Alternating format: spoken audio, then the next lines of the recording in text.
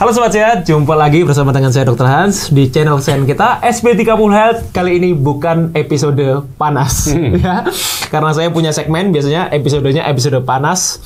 Kali ini saya akan mendapatkan suatu bintang tamu kehormatan yang lebih panas lagi daripada segmen saya biasanya. Kali ini kita akan bahas mengenai prediabetes. Jadi prediabetes ini tahapan sebelum diabetes, jadi tahapan transisi biasanya. Dan orang seringkali berpikir bahwa prediabetes ini akan pasti mengarah ke diabetes dan tidak bisa sembuh. Tapi kali ini kita akan datangkan satu bintang tamu kita yang luar biasa.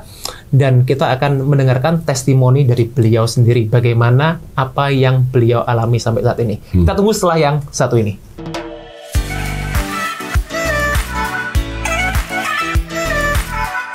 Selamat pagi. Selamat pagi. Semangat saya ini. Kalau bicara dengan motivator harus selamat pagi. Harus. Tapi salam saya nggak selalu selamat pagi kok. Kalau saya salam hebat luar biasa. Jadi pagi, siang, sore boleh. Pagi, siang, sore boleh ya. Oke. Ya. Jadi sesuai janji saya tadi di opening. Mungkin kalau Pak Chandra udah nggak perlu dikenali. Sudah terkenal soalnya. Terima kasih. Jadi kita langsung aja tanya mengenai apa yang beliau rasakan sekarang. Ya. Jadi Pak Chandra apa yang dirasakan sekarang, Pak? Jadi mungkin kita akan memulai dari situ dulu, Pak. Terkenalnya itu kan biasanya topik finansial. Bagaimana miskin jadi kaya. Bagaimana kaya lebih kaya. Gitu. Nah, ini bukunya. Pokoknya topiknya seperti kayak gitu ya. Ini bukunya ini. Nah, tapi kali ini saya bicara soal, saya ini awalnya ketemu sama Dr. Hans ini sekitar setengah tahun yang lalu. Ya. Waktu itu kita ketemu intensnya. Dan itu kan gara-gara event satu namanya event GCI. Betul. Ya, jadi saya juga promosikan GCI, itu organisasi kepemudaan yang bagus sekali.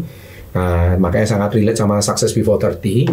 Nah, di event tersebut saya itu tiba-tiba konsultasi. Sebenarnya ini saya malu juga cerita, tapi nggak apa-apa karena ini udah sembuh, makanya saya berani ngomong.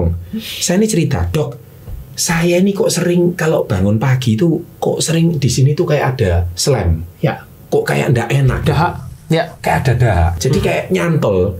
Ini kalau saya cek searching ini kayak namanya GERD, kayak namanya apa, kok nggak enak. Terus saya ini, saya mau tanya satu pertanyaan, dokter, kalau nilai saya ini kesehatan saya ini berapa persen? Dokter Han ngomong 80%. Padahal saya berharap 95%. Saya ini rajin olahraga, saya ini vegetarian. Kok dinilai cuma 80? Tapi ya seneng lah, ya kan? Nah, ternyata Dokter Han ngomong satu kalimat, Pak Chandra jangan cek kesehatan itu pakai perasaan, tapi harus pakai pemeriksaan. Waduh, kata-kata ini langsung mancep sama saya. Saya langsung, oke, boleh. Kasih saya apa yang harus saya periksa. Saya pede-pede aja. Nah, jadi pulang dari situ, dokter Han langsung ngomong, itu bukan GERD, itu namanya LPR. Oh, laringoparingeal. Apa R-nya tuh? Reflux. Wah, ini penyakit apa pula ini? Saya kok baru dari planet mana? Saya baru dengar ini. Ternyata itu semua berawal dari namanya inflamasi. Saya baru ngerti. Dan kebanyakan gula. Waduh. Dan langsung dokter Han ngomong, Pak Chandra harus intermittent fasting. Waduh, saya sudah pernah nyoba IF, tapi saya tidak bisa kurus.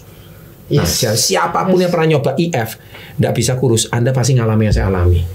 Karena IF-nya itu saya dulu terpengaruh sama Deddy Corbuzier, OCD-nya beliau.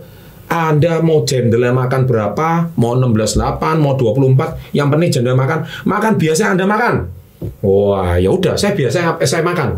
Jadi 4 jam itu saya makan, saya padatkan terus. Sampai saya itu kalau orang Jawa ngomong kelempokan ya. Jadi saya itu sampai tumpah-tumpah. Nah, akhirnya tetap gak kurus. Akhirnya saya menyerah, IF-nya saya cancel. Nah, singkat cerita, saya ada trauma sama IF. Karena tidak diarahkan oleh seorang ahli. Nah, sekarang gara-gara SB30 Health ya, ini tetap anak usaha kita juga ya kan, ada dokter pribadi lah. Saya ini ada dokter pribadi, seneng. Jadi anytime saya telepon dokter pribadi nih, Dok ini gimana? Sering telepon sekarang. Iya. Sebetulnya jadi dokter tuh nggak enak loh ya, dianjing-anjingkan. Dok itu kan dipanggil anjing terus ini. Dok itu ya, waduh kasihan. Anytime saya telepon, kadang jam 12 malam saya telepon. Wah, tapi by the way ada sedikit perbedaan saya ini konsultasi sama dokter Hans. Kenapa? Datang ke saya langsung dibawain makanan. Nah, ini yang ciri khasnya dokter Han. Dokter lain itu bawanya obat. Nah, ini saya dibawain makanan, healthy cook. Ini apa pula? Saya ini pernah suatu kali, ini ada cerita lucu. Kurirnya dokter Hani ini keliru ngirim makanan. Oke. Dia keliru, dia langsung WA saya, Pak Chandra ini keliru, kurirnya ini keliru. Terus dikirim ke apartemen saya sini, Amega. Iya. Diterimalah sama resepsionnya. Nah, terus dia langsung ngomong satu kalimat. Ini mungkin dokteran juga belum tahu dia. Gimana? Pak Chandra, hoka-hoka bentonya udah datang. Loh, kok saya ini dikirim hoka-hoka bento? Apa ini memang mirip gitu ya desainnya ya? Waduh, saya juga kurang tahu. Nggak ngerti, ini pasti sudah lama gak makan. Saya ngomong bukan, itu namanya healthy cook ya. Jadi image saya, pertama saya makan ini, loh ini makanan kok enak. Terus yang kedua, yang saya lucu nih makan beras ini kok lucu. Nasinya nih nggak sama. Ini berasnya. Ini lain ini. Iya, ini saya makan ini kok kayak apa ya? Kok kayak merasaan ini kayak ya, tapi kok enggak sekenyal nasi biasa. Dan yang saya paling rasakan pertama, image ketika saya habis ini pertama, perut saya langsung terasa nyaman. Oke. Jadi waktu kita ngobrol tuh nyaman. Iya. Biasanya itu saya makan ini kalau salah makan atau makanan baru, begah, kayak enak. Saya langsung terasa nyaman. Ya. Kalau ada sesuatu yang baru loh ya. Nah, terus ini makanannya unik-unik juga. Ya, jadi ternyata dibenahi dari makanan. Nah, selain itu juga saya konsumsi food supplement. Tentu dari produk saya sendiri dari Keke Indonesia. Saya juga ada beberapa suplemen yang tidak lepas. Nah, tapi saya mau cerita soal kesaksiannya Dokter Han ini. Setelah saya hasil check up-nya keluar, kok merahnya banyak, kaget saya. Terus dokternya ngomong satu kalimat yang membuat saya itu nggak bisa tidur 3 hari 3 malam. Waduh, mohon maaf ini Pak. Loh ini bener. Soalnya dokter Han itu dia ngomong, sorry Pak Chandra, saya harus jujur. Wah, betul. Saya langsung nggak bisa tidur. Pak Chandra ini kena prediabetes. Hah? Saya langsung kayak disiram air panas, kena petir siang bolong. Prediabetes yang betul aja. Saya dengar kata diabetes ini. Saya padahal setiap hari ini ngomongin orang ini untuk menghindari diabetes, kok saya sendiri prediabetes, malu saya. Iya. Saya ini punya prinsip ketika saya ini mengajarkan sesuatu, saya ini harus bisa melakukan. Ya. Ternyata cek, saya baru sadar semua ini ulahnya waktu diperparah gara-gara saya ini COVID. COVID itu saya lihat TikTok, lihat apa, makan lah, karena imun itu semua dari makan. Banyak seperti itu Pak. Banyak seperti itu. Banyak orang yang akhirnya dari transisi itu ya, dari COVID, kemudian mereka mengalami masalah-masalah yang bergulir tuh, bola salju. Nah. Dan yang disalahkan selalu COVID-nya. Selalu COVID-nya. Padahal COVID-nya udah pulang. COVID-nya udah beres. Nah, akhirnya saya mengalami overweight. Ya. Saya seumur-umur tidak pernah berat badan 100,7 kilo. Triple digit udah. Triple digit. Ya. Saya shock. Padahal dulu saya merit, berat badan saya ideal cuma 80 kilo. Saya dulu waktu masih jadi atlet taekwondo, berat badan saya 68 kilo. Ya kan? Jadi waktu saya kuliah itu masih 7 bulan sekian. Kok sampai overweight, dan saya tahu overweight tidak nyaman. Ya. Nah, jadi akhirnya saya tahu overweight ini nggak beres. Kelihatan sehat, kelihatan cabi, kelihatan apa, tapi organnya nggak benar semua. Hasil cek lab nggak bisa bohong. Akhirnya dokter Han ngomong, SGPT-nya kok tinggi. Saya juga kaget. SGPT normalnya 40 sekian, saya 44. HbA1c. Wah, itu saya baru tahu ini makhluk apa lagi nih HbA1c. Ternyata ini salah satu gula 3 bulan terakhir. Nah, jadi mungkin saya ada istilah-istilah yang mungkin para penggemar SP30 Health sudah tidak asing. Saya juga termasuk testimonial. HbA1c normalnya itu 5,7 ke bawah. Bawahnya berapa ya? 5 berapa ya dok? 5,7 itu batasnya. Kalau bawahnya berapa? 5,0 lah sampai berapa range-nya? Dia 4 itu masih 4 oke. 4 sampai 5,7. 5,7 itu sudah tinggi. Nah, saya cek 6,1. Wow, dan saya pikirnya masih 5,7 loh. Tapi saya kaget, itu sudah langsung divonis prediabetes. Diabetes itu kalau nggak salah di atas 7 ya? Ya, di atas 6,5. 6,5 diabetes. Ya. Berarti saya mungkin sekian strip lagi saya sudah diabetes. Saya shock berat. Wah, ini nggak benar. Nah, ternyata setelah sejak itu saya subscriber SP30 Health juga. Tetapi saya jarang nonton karena video yang saya buat kan bukan kesehatan ya. Tetapi akhirnya sejak itu saya mulai concern dengar, mulai stop gula, saya mulai dengar Dokter Sung, saya mulai dengar Dokter Hans, saya mulai refresh. apa yang salah dengan diri saya ini. Akhirnya cek, wah kayaknya langsung dokternya ngomong, Pak Chandra harus puasa. Wah, terus kalau saya mau catering ini sehari langsung tiba-tiba dikasih 2 kotak saya. Oke. Dan by the way guys, ini catering premium ya. Jadi kalau kalian memang, saya harus akui, handphone itu ada iPhone, kalau ini iPhone-nya makanan gitu ya. Tapi memang ada harga, ada mutu, saya nggak bisa pungkiri. Makanya jadi orang harus sukses supaya nggak pusing masalah uang. Bisa. Harus itu. Bisa. Makanya kalau nggak nonton di Success Before 30. Iya, bisa. Kalau Anda masih pusing masalah uang, sama kalau Anda makan ke resto, lihat tabel kiri atau tabel kanan. Wah, kalau tabel kiri Anda sudah nggak mikir masalah harga. Kalau masih lihat tabel kanan, masih mikir masalah kantong dan budget. Saya bilang, yang penting ini bagus, saya ambil. Harga enggak jadi masalah. Saya ngomong, yang penting demi kesehatan. Saya konsumsi itu kalau enggak salah, ini makanan sehari 2 kali. Saya pikir, wih, berarti saya pagi enggak makan dong. Ya. Wah, ini saya pusing. Makanya disarankan IF. Ya. Saya mulai dulu dari 14.10. Ya, kebetulan KK Indonesia juga ada satu produk namanya Romil, itu bisa mengenyangkan. Nah, Romil itu dari makanan mentah 48 jenis biji-bijian. Intinya nggak ada sugarnya. Ya. Nah, itu kayak sereal tapi no sugar, tapi itu bagus. Saya konsumsi untuk menahan lapar. Jadi kalau saya lapar banget, saya konsumsi itu. Siang baru makan berat ini. Ternyata itu menolong banget prosesnya. Saya makan, kalau saya lapar, saya makan Romil lagi.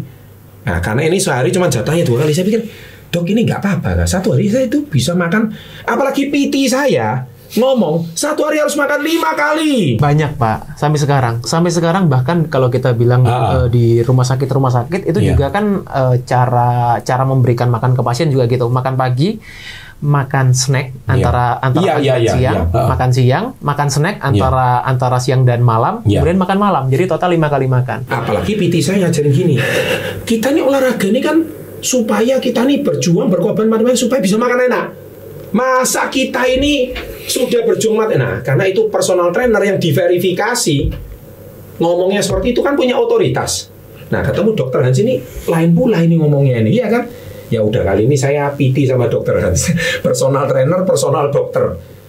Tapi akhirnya saya baru sadar setelah saya coba sekitar 1 minggu, saya kaget. 3 hari pertama, Dok, saya nih kayak kena ini, Dok. Dunia ini berputar. Dunia berputar. Ini apa ini ya? Kok mumet kepala saya ini ya? Iya. Ternyata tahu nggak kenapa itu, Pak Chandra? Saya udah tahu, tapi nggak apa-apa, konfirmasi. Iya. Jadi kalau buat mungkin teman-teman juga ya yang merasakan hal seperti itu sebenarnya kan kalau kita bicara gini ya Pak Chandra, itu kan orang itu terbiasa ya. Kita menggunakan, kita tadi analoginya handphone ya.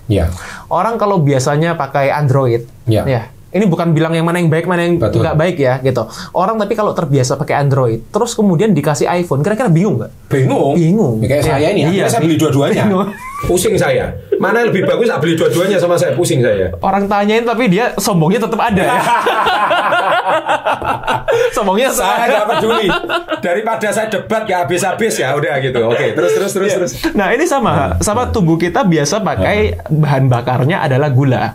Nah, mungkin buat pendengar SB30 Health udah sering dengar saya bilang sumber energi kita sebetulnya ada 2. Ada glukosa, ada keton gitu. Nah, kalau kita tidak terbiasa pakai keton sama kita tidak terbiasa pakai iPhone, kita dikasih iPhone bingung gimana cara mengoperasikannya gitu. Nah, bisa itu karena biasa. Saya selalu bilang seperti itu. Artinya apa? Ketika berarti itu proses adaptasi ya? Betul, proses adaptasi, switching gitu. Dari switching bahan bakar dari yang kita awalnya pakai glukosa, pakai gula, kita ketergantungan. Betul. Ya, ketergantungan. Karena saya puasa itu saya selalu pusing. Oh iya, gini. One thing, otak kita itu tidak bisa menyimpan gula. Pak Chandra, ya, otak kita itu bisa menyimpan gula. Jadi akhirnya apa, dia itu menggunakan bahan bakar yang beredar di pembuluh darah kita.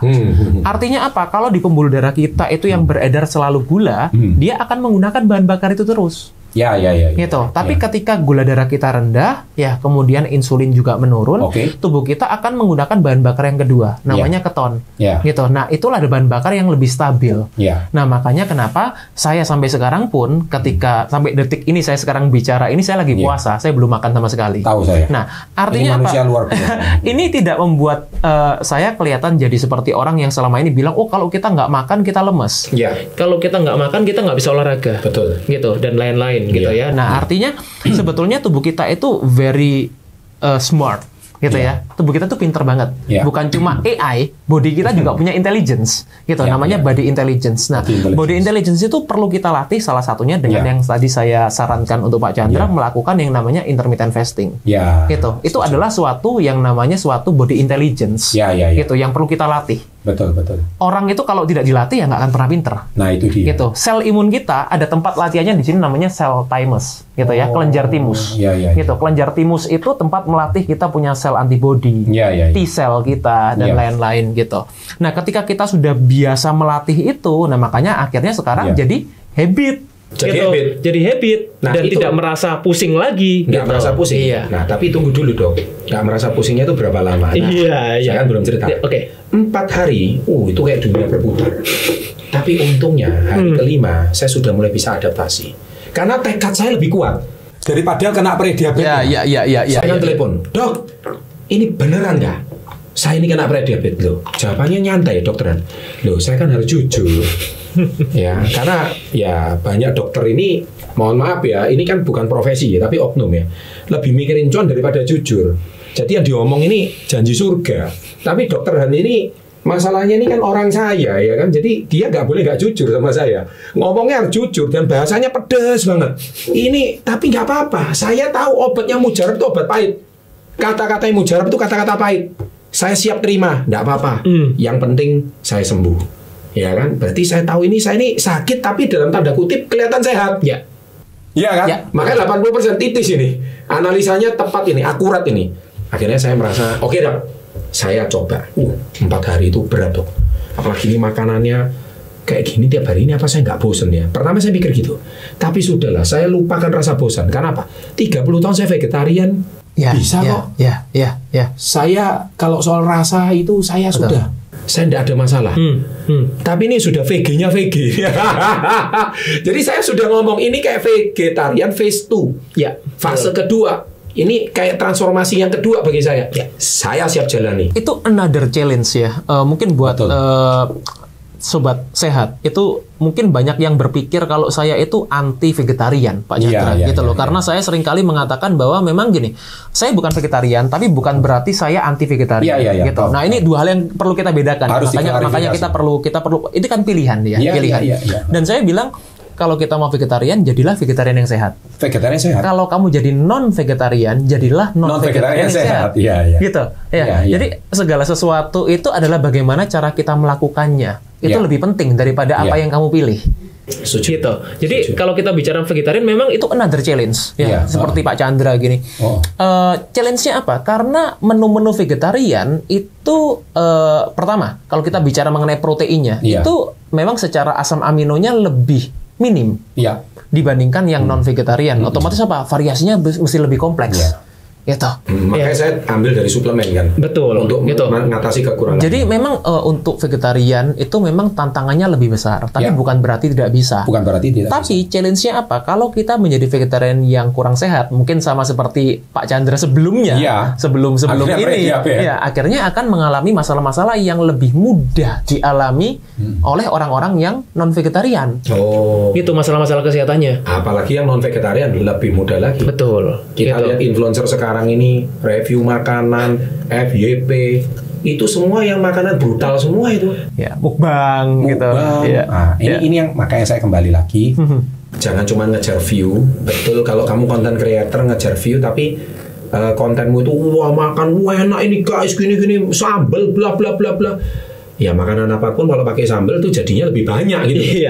Dan akhirnya itu nggak bener gitu. Concernnya orang jual makanan, Pak Chandra. Ini karena tadi mungkin Pak Chandra bilang mengenai ini, kita bukan mau promosi ya. Gini, cuma kita ingin edukasi. Jadi orang jual makanan tuh concernnya biasanya cuma 3. Pertama enak, kedua murah, ketiga kenyang. Murah, enak, kenyang. Gitu. Jadi enak, murah, kenyang. Sehat itu nomor sekian. Jelas. Gitu. Nah, artinya apa ya? Memang dalam arti tadi kalau Pak Chandra bilang ya ada mutu, ya ada harga. Gitu. Karena kalau kita mengejarnya itu 3 tadi, enak, murah, kenyang, ya akhirnya faktor sehatnya dikesampingkan. Dan makanan itu kan yang kita masukkan setiap hari. Gitu. Dan itu bukan subscriber SP30 ya. Nah, jadi SP30 ini topiknya ini adalah topik-topik edukasi yang memang niatnya untuk hidup sehat. Jadi kalau kalian memang mau cari yang murah dan kenyang, nggak usah subscribe channel ini, buat apa? Buat apa? Iya kan? Mending cari yang murah dan kenyang aja. Murah, kenyang sama? Murah, kenyang, enak. Dan cari yang enak gitu loh. Murah, kenyang, enak. Nggak cocok kalian nonton ini. Nanti terjadi pergolakan batin. Tapi kalau sudah dicek lab hasilnya begini, ada lagi lucu. Makanya mereka nggak berani cek. Karena banyak. Karena kalau takut kepikiran deh. Betul. Itu tidak salah, ya, tidak salah. Tapi yang tidak salah kan bukan berarti benar. Bukan berarti benar. Ya. Kalau saya jawabnya itu respon. Ya, betul. Respon. Betul. Setiap masalah ada respon. Betul. Sama kayak saya selalu cerita, ada ayah yang punya 2 orang anak. Ayah ini pemabuk. Anak yang pertama 20 tahun kemudian jadi pemabuk. Ditanya kenapa kamu jadi pemabuk? Dia jawab, ya karena ayah saya. Betul. Iya kan? Tapi ya. anak kedua ditanya, jadi pengusaha sukses. Terus ditanya pula, kenapa kamu jadi pengusaha sukses?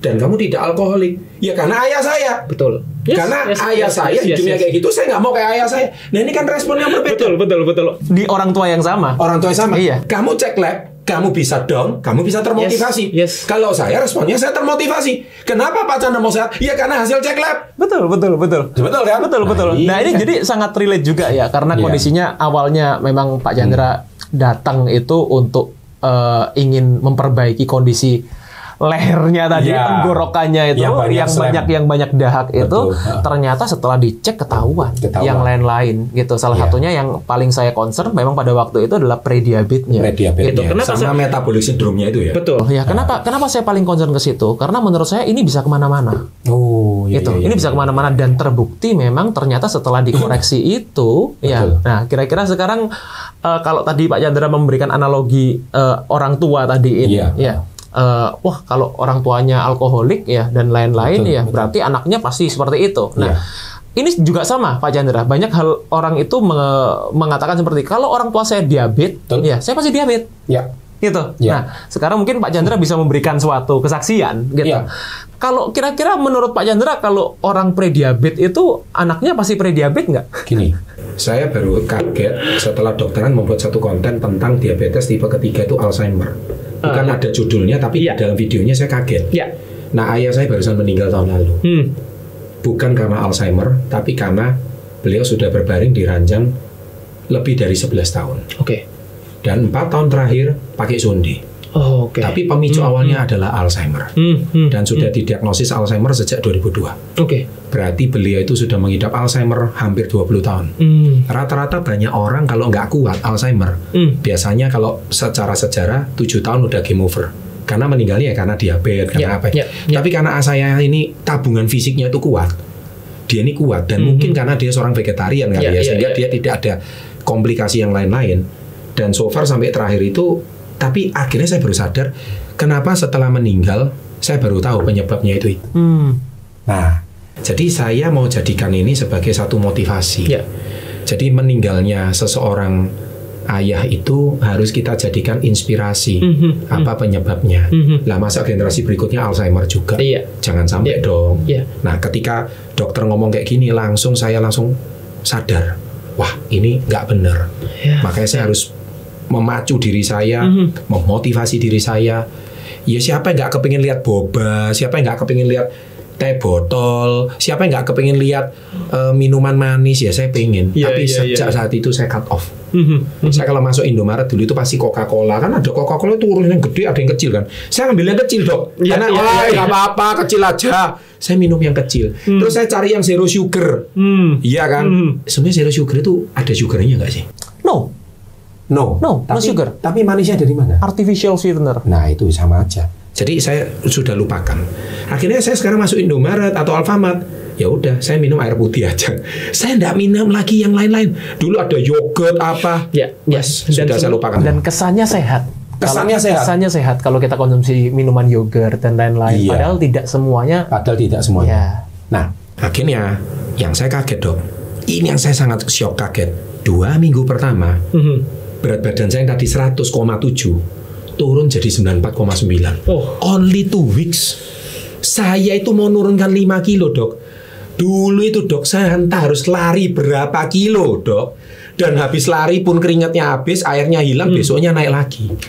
Tapi gini Pak Chandra, saya kan mungkin Pak Chandra juga masih ingat ya. Saya selalu bilang sama Pak Chandra kayak gini, jangan acuannya jangan berat badan, Pak. Betul. Gitu, jangan berat badan. Karena berat badan itu kan komposisinya bisa bermacam-macam, air dan lain-lain gitu. Jadi saya sih kalau ada pasien bilang, udah saya berhasil turun sekian, saya nggak terlalu happy. Nggak terlalu happy, biasa aja. Karena saya tahu memang awal-awal yang turun pasti air dulu. Gitu. Yang paling penting adalah kita lihat body fat-nya. Body fat nomor satu. Body fat-nya. Yang kedua adalah hasil lab-nya. Hasil labnya. Nah, makanya ketika sekarang Pak Chandra memberikan kesaksian ini, Jelas. nah ini kira-kira menurut Pak Chandra gimana? Prediabetes itu bisa sembuh nggak, Pak? Loh, ini kan bukan saya yang ini ya, bukan saya yang menjawab ya. By the way, ini menurut Pak Chandra gimana? Prediabetes kira-kira bisa sembuh nggak, Pak? By the way, ini adalah bulan ke-4,5. Bulan ke-4,5 ya. Jadi sejak saya ketemu dokter Han itu setengah tahun yang lalu, itu bulan April, kalau saya nggak salah, April ini kan Oktober. Jadi 5,5 bulan yang lalu. Tapi kenapa saya bilang 4,5 bulan? Karena setelah saya konsultasi ngomong, karena kan waktu itu kita juga sempat jeda ya. Nah, tapi 4,5 bulan akhirnya saya mulai konsumsi healthy cook, dan plus saya mulai cek lab. Nah, itu akhirnya 4,5 bulan saya betul-betul komit.